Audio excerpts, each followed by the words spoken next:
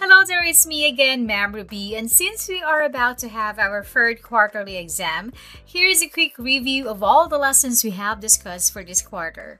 Are you ready? Let's start. Our first lesson is about factual information and subjective content. So factual information are statements that can be proven and verified. How can we prove it? That's correct, through research and evidence. Factual statements are true in all cases and for all people. In other words, facts are universal. For example, George A. Romero directed The Night of the Living Dead. So how did this become factual? It is factual because this statement can be verified by different sources. So if you want to check it, you could actually look for it on a website or in a book. Whereas subjective content involves judgment, feeling, opinion, intuition, or emotion rather than factual information. Unlike factual information, this is debatable. This is not true for everybody, so one can potentially agree or disagree depending on their belief, feelings, or attitude. For example, Z Nation was an entertaining show that should never have been canceled.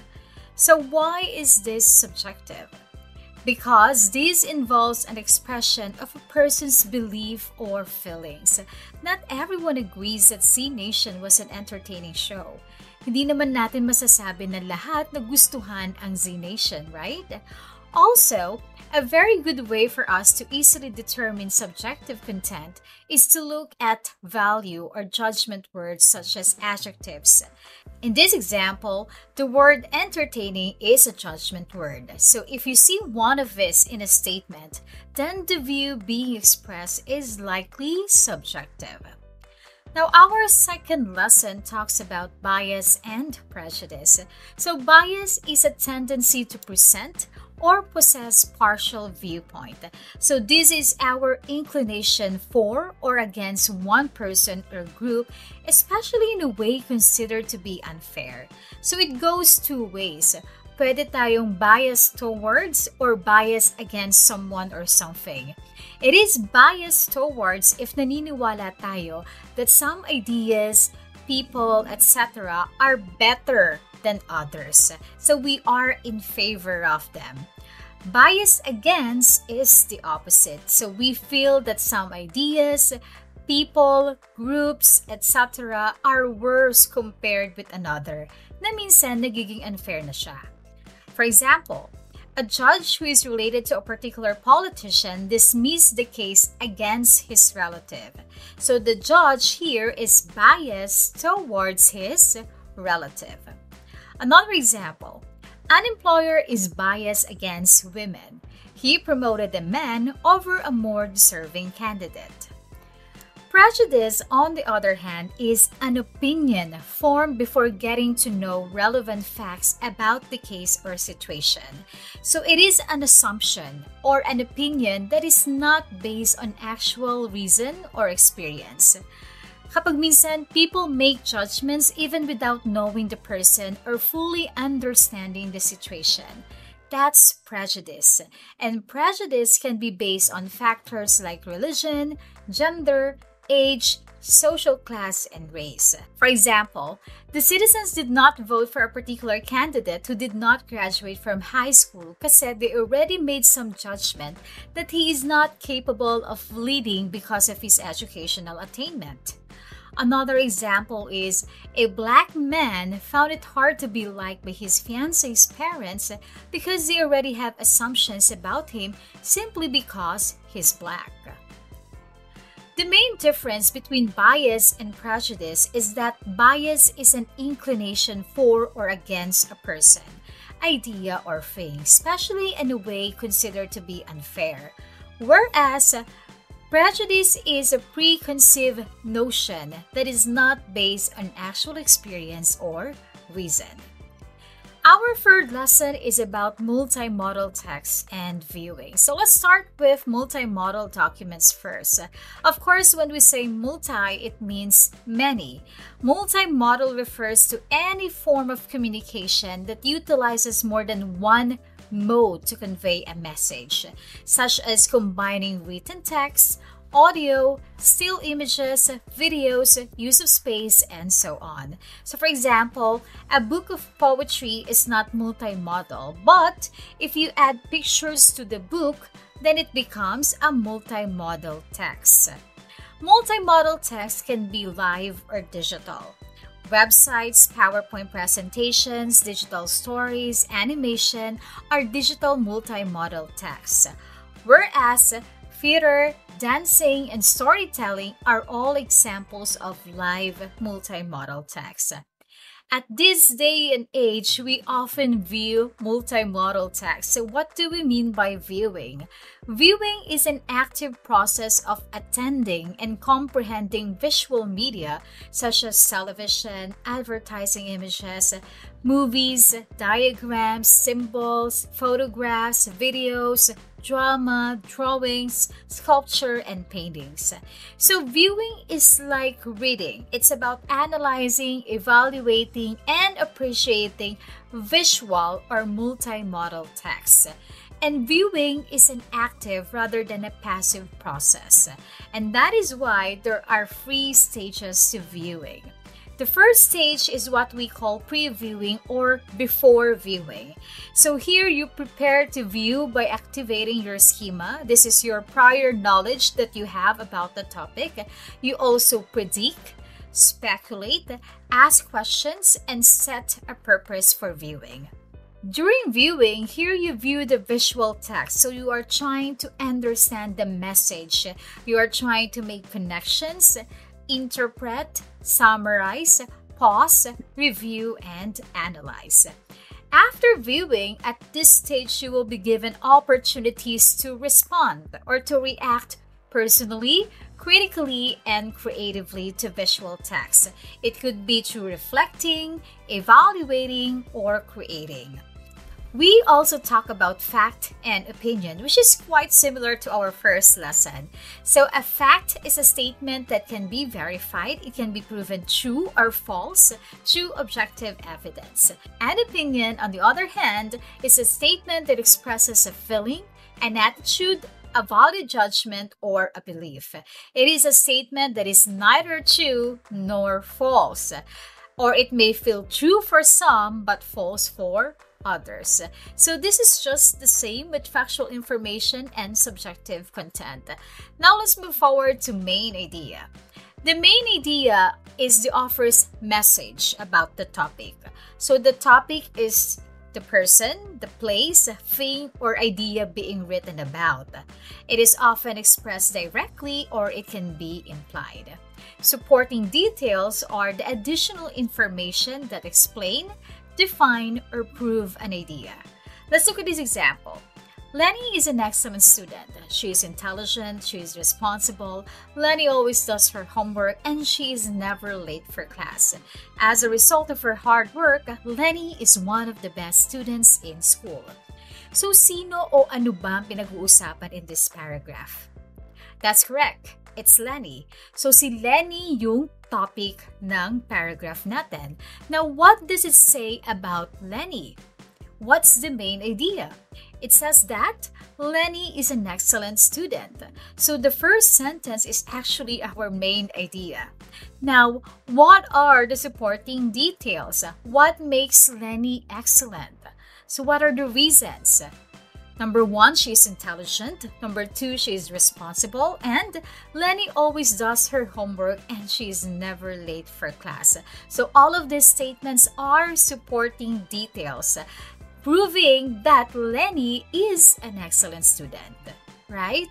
It is easy to identify a main idea that is directly expressed in the text. Usually, nakikita natin sila sa beginning or sa concluding paragraphs or sa una or sa huling sentence. We also discussed the 2 types of listening. Active listening is when you fully focus and understand the message of what is being said or listened to. So if you are actively listening, you really focus entirely on what the other person is saying without distractions. For example, you are listening to your teacher during class or to the doctor's advice. Whereas passive listening is when you hear someone or something without paying full attention. So passive listening is hearing the speaker's words without actively engaging. So it only involves partially paying attention to the speaker, with your mind often wandering to other thoughts.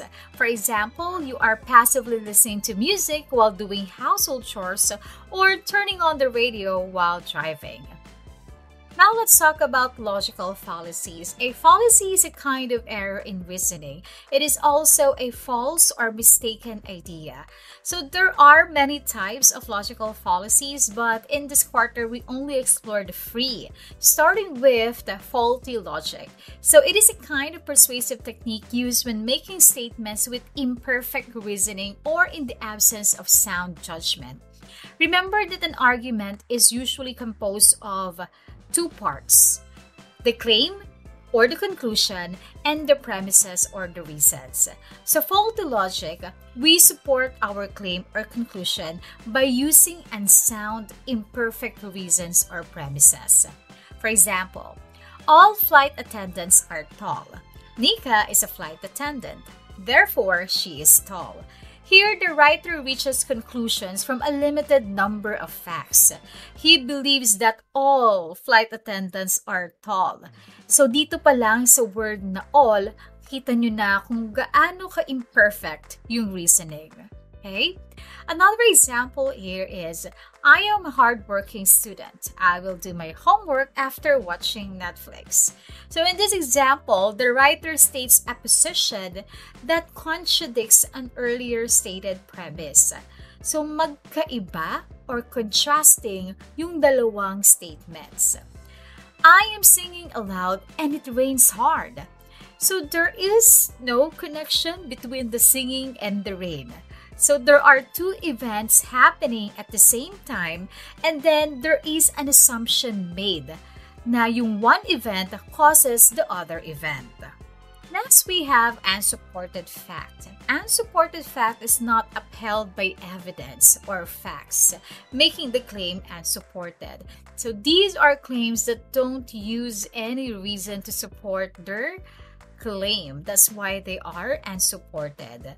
So for example, dogs make better pets than cats. That's it. Okay, this may be factual pero walang reason or walang evidence na ginamit si writer to support his claim. Another example, Oslo is the most amazing place in Cebu. Another example is Filipinos are the best cooks in the world. So ang pagkakaiba ng unsupported fact sa faulty logic, sa unsupported fact, wala siyang premise or reason na ginamit. It is simply a statement. Whereas faulty logic uses reasons to support their claim. Yun nga lang, yung reasons na ginamit sa faulty logic are imperfect, pag minsan hindi connected or relevant sa argument nila. And the last, we have emotional appeal. It is a method of persuasion appealing to both the brain and the heart, primarily tending to obtain an emotional reaction. So an appeal to emotion is actually an effort to win an argument without facts, logic, or reason, but instead manipulating the emotions of the audience. For example, a soft drink company doesn't promote their product's taste or nutritional value. Instead, they say that the drink will make you happy. So if you want to be happy, then you have to drink that product. Another example, a bad boyfriend tells you he knows he's not the best partner, but you love him, so you should forgive him. So again, this is an example of appealing to a person's emotions. Next, Greg leaves a clothing store carrying a scarf that he did not pay for.